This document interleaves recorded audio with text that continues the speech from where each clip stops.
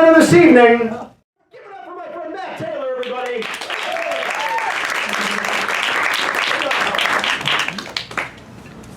Hi, everybody.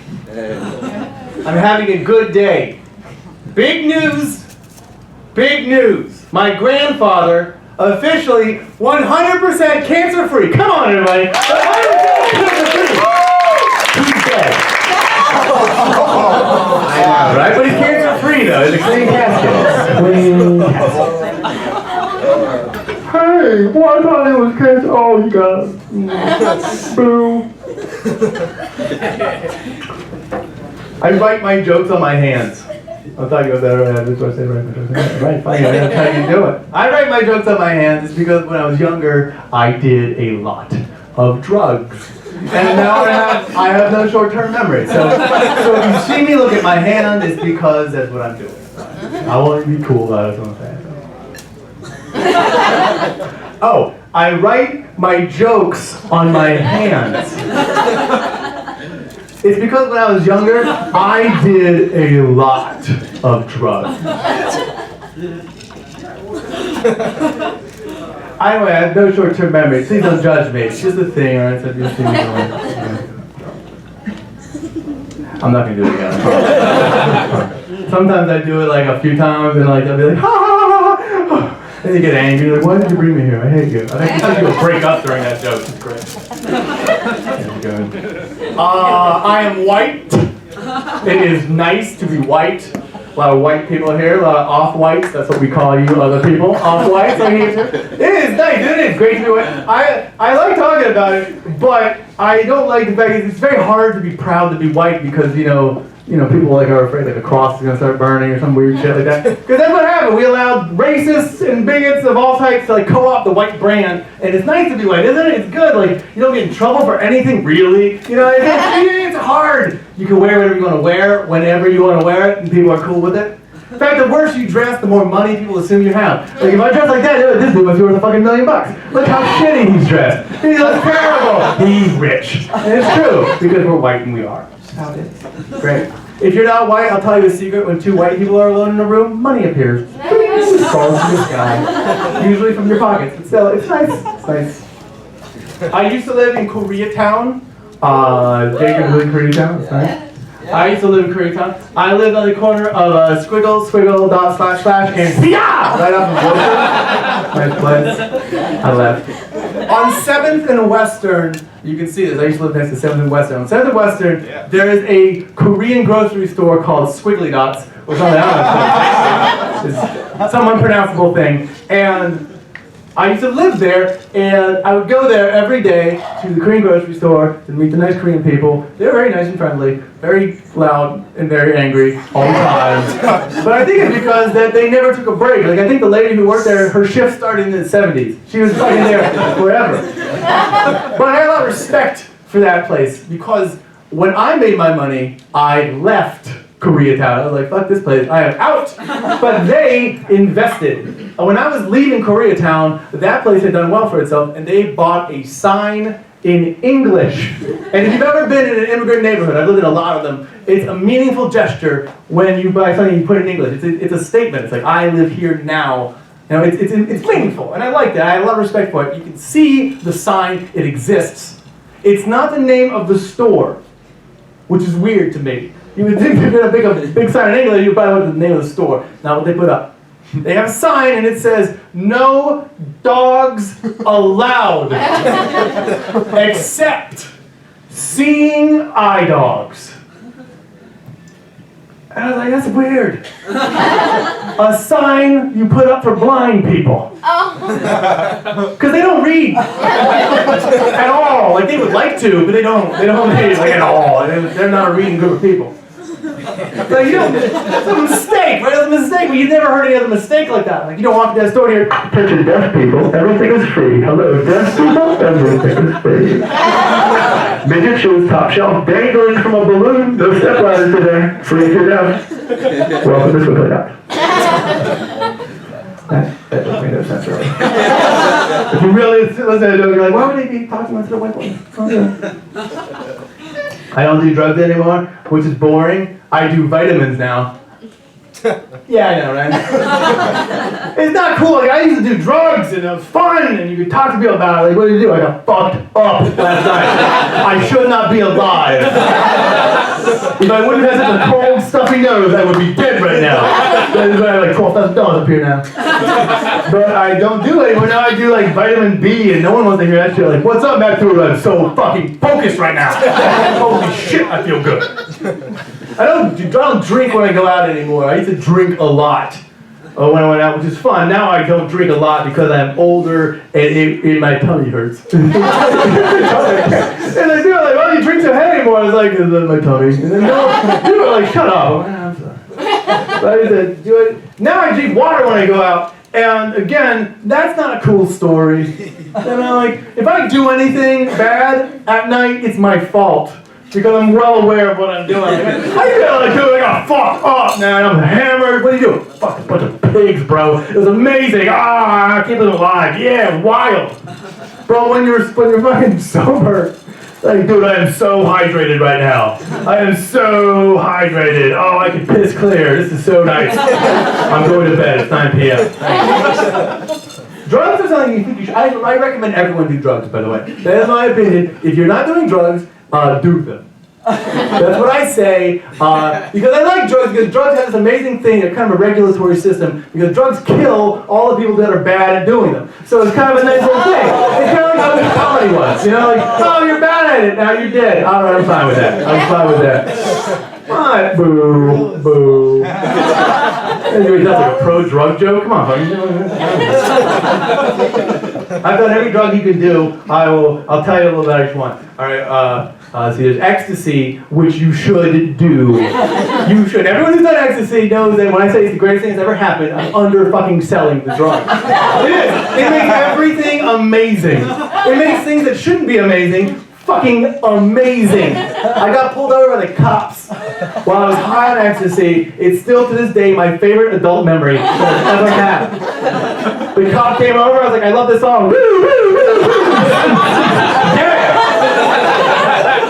He's now one of my friends. That's how good that's fucking right. Some drugs you should never do, like heroin. I smoked it once. I was really excited to do it too. This is why, because I was like, man, fucking so many people's lives have been ruined by heroin. This shit's gonna be great. Like, I can't wait. It's really good. I can't wait. Because that's the problem. It doesn't have to do with it. So many people have had everything bad.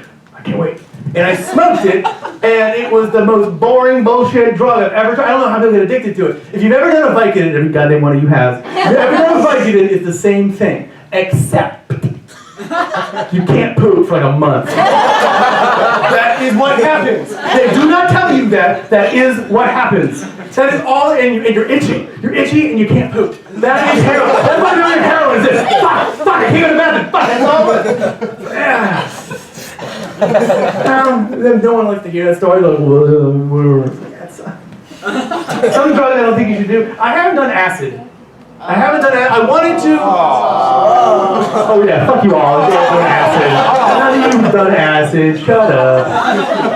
Yeah, I was going to. I had done mushrooms, and mushrooms. This is my mushroom experience with this. I thought I was done tripping. So you've never done it.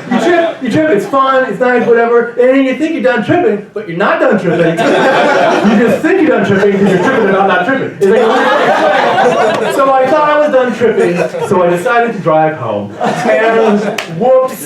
Here's what happened. I was driving, and every time I blinked, the world became a postcard that did not move. I blinked again. I was like 100 feet down the road. I'm like, oh shit, I'm gonna die. Oh shit.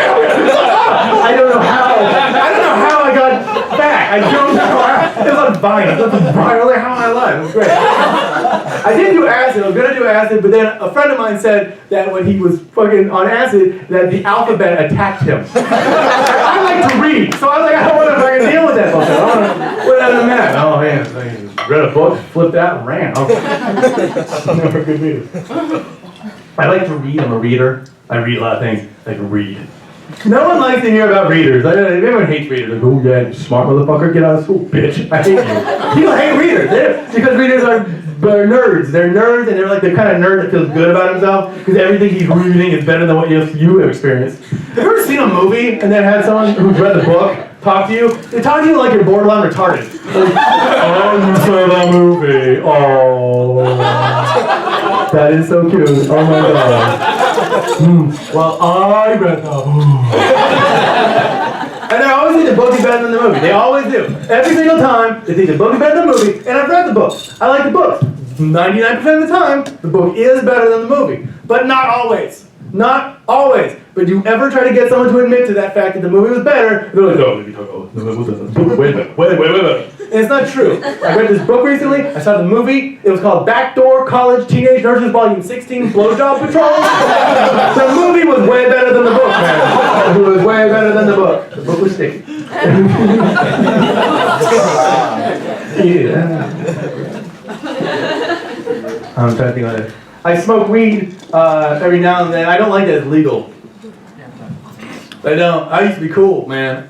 I used to go to drug deals. That shit was awesome. Because I'd be like, yeah, I'm gonna go to my drug deal. I'm gonna be cool about it. Like I had in New York where it's still kind of illegal. Like you gotta use code words when you go buy it, right? Like so, like my dealer would really hate it because I would like use bad code words. Because I'd be like, hey man, you got any weed? And he'd be like, dude, fucking use a code word, bro. That's not cool. The cops could be like paying attention to my fucking text. Because weed dealers are also weed smokers, so they always think like the fucking everything's happening.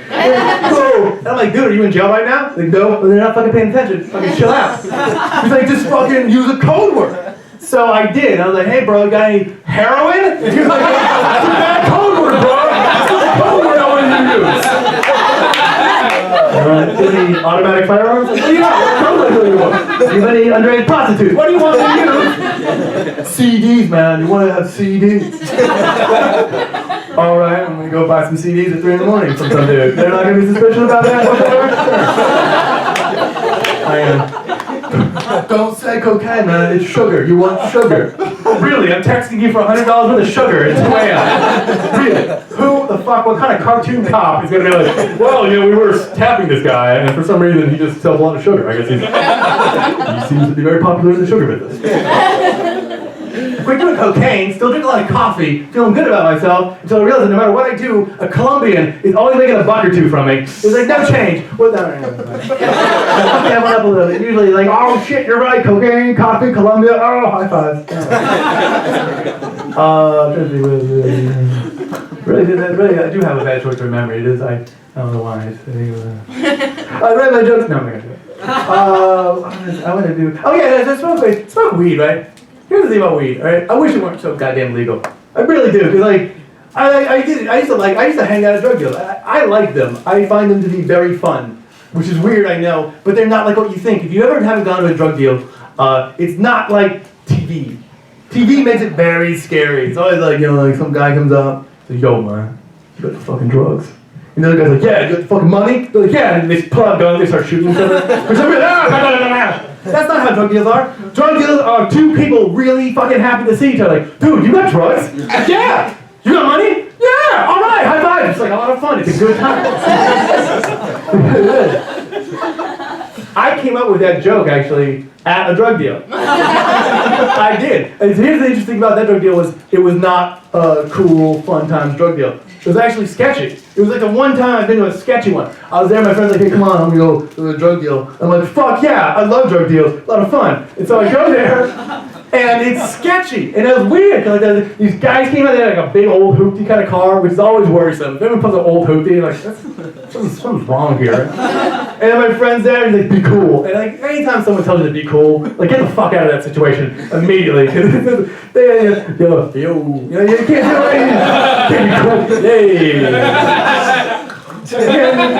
Be cool. No, I'm gonna be weird and awkward in this moment right now because something's spooky happening.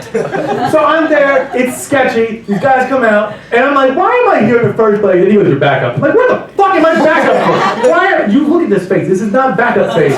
This is an asshole's face. It's not a backup asshole's face. You know, you don't want me at a gun thing. Because I say things like gun thing. You don't want that.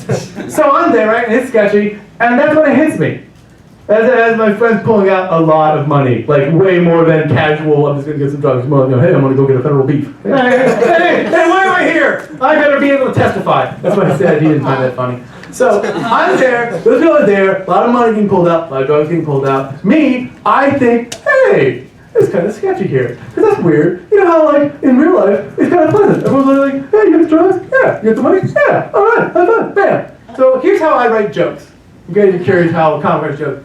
Whenever something strikes me as funny, I grab it the second I can. The first 10 seconds. I find that if you grab that funny thought from the first 10 seconds, you can capture kind of state of mind that you're in, and then you can always translate it to other people. It works really well. Now you know how to write jokes. Congratulations, you're all comics. So I pull out my phone, and I go, oh, yeah, that's crazy. That's interesting, but usually in real life, it's like, oh.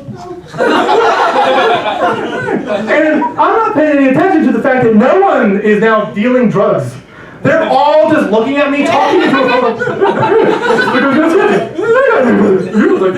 I look at them and they're like, what the fuck are you doing? And I'm like, oh, no.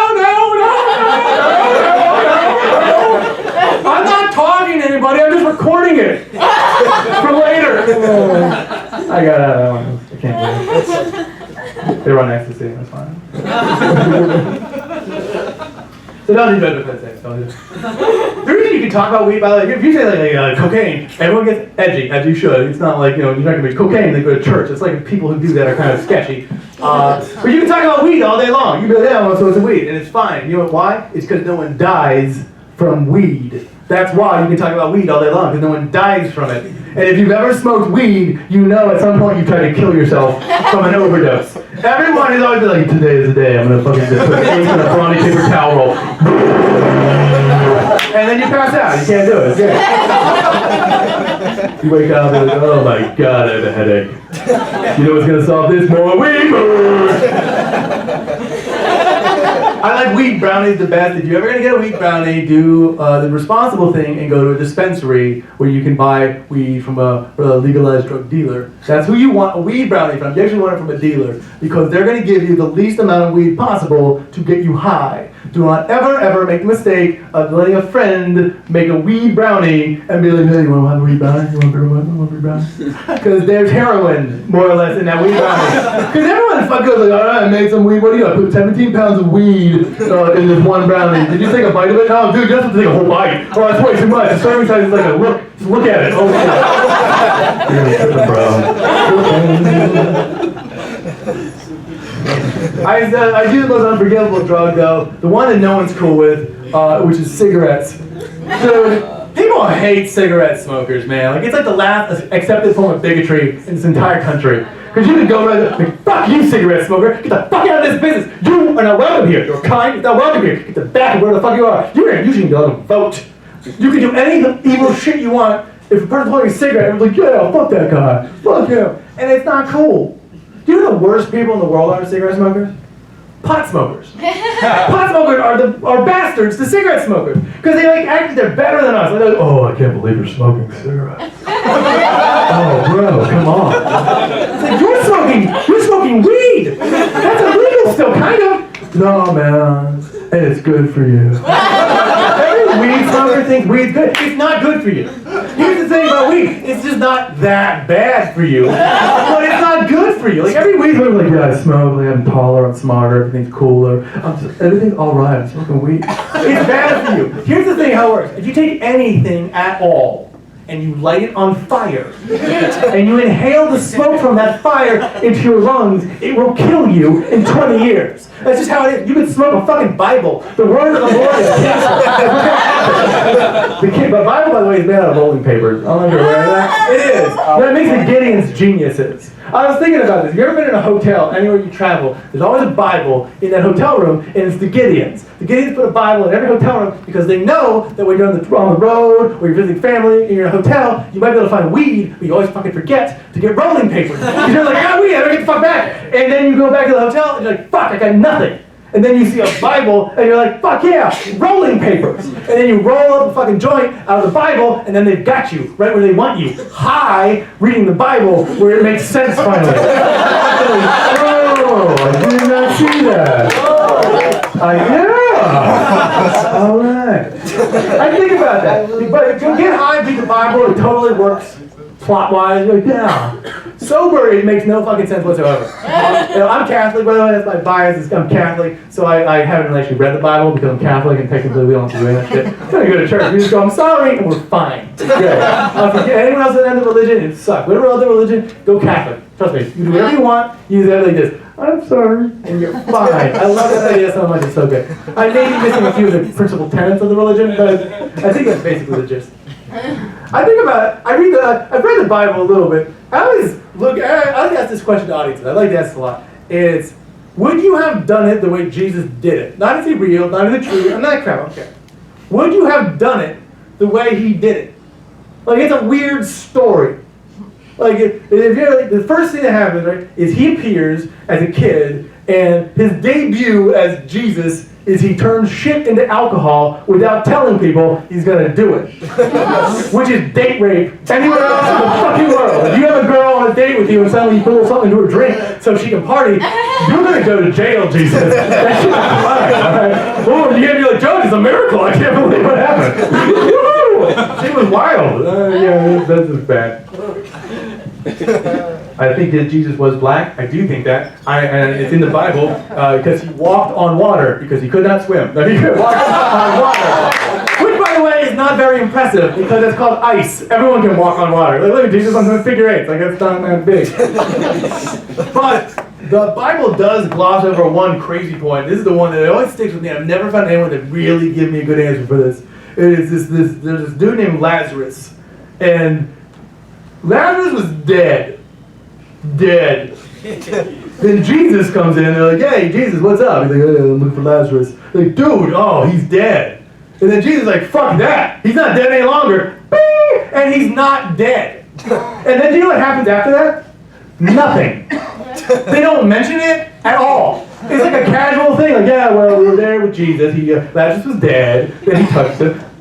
Lazarus is not dead anymore. We go to Applebee's, we had a nice lunch, and we kept going over here. Like, no one mentioned, like, that's crazy to think about. Because there was no medicine back then. Like, Jesus is like way before medicine. And then he took somebody, and he was dead, and then they're not dead anymore, right? And then what do they do to this person? They kill him! That is weird to me. Because you would think someone would be like, hey, you know, like we all get old and sick. Why don't we just keep like that dude in a box or something? Like, why? He's like the only one, like a video game. You touch him, you're healed again. Like that's handy. Let's put him over there. Then I thought about it, and I figured out why. I figured out why they killed Jesus. Because on paper, he sounds great. You know, he's like, bring the children unto me. You know, turn the cheek. Meek will inherit the earth. That sounds fucking great. You know, there's all the things he did. That sounds great. But you know what is missing from the Bible? How he actually sounded.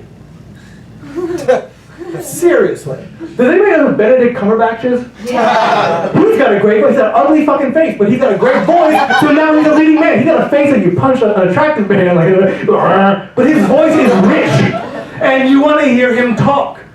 Well, we don't know how Jesus sounded. We assume he sounded like Benedict. I don't know how it's supposed to do with Jesus impressions. I assume it's no. But we don't know how he sounded. He could have been like, bring those children unto me, so I can turn their other cheeks.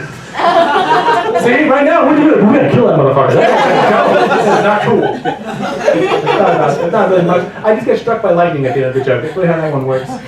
Here, I'll end with this one. My favorite joke. I love telling this joke.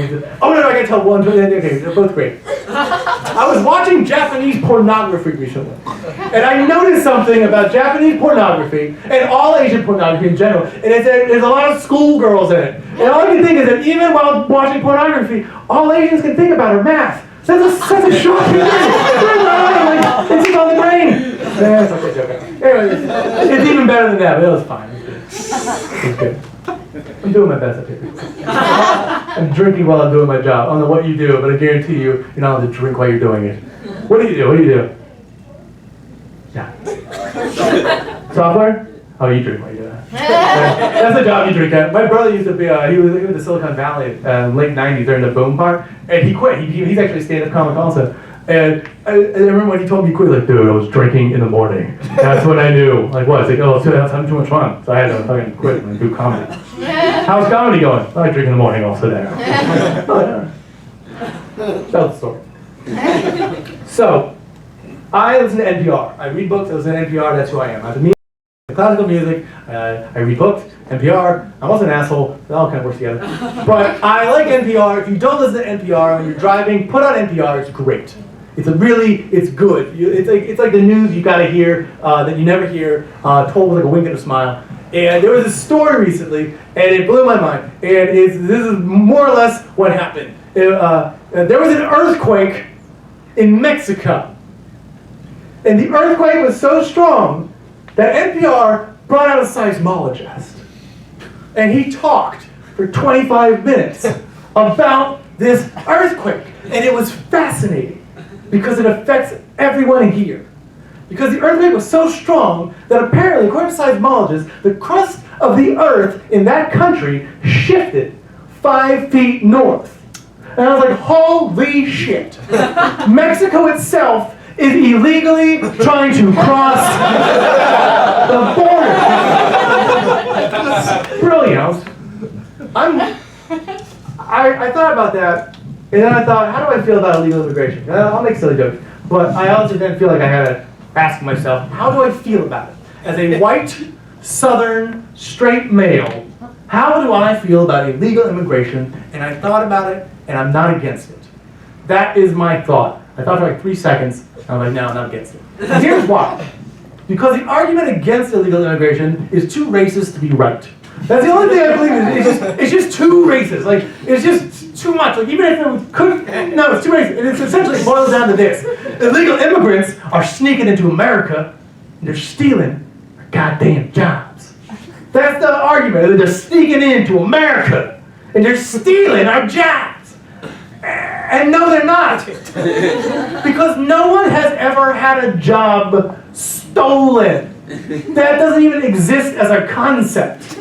You've never been at a job and be like, hey, where's Dave? I don't know. Let me check. And you go to his office and he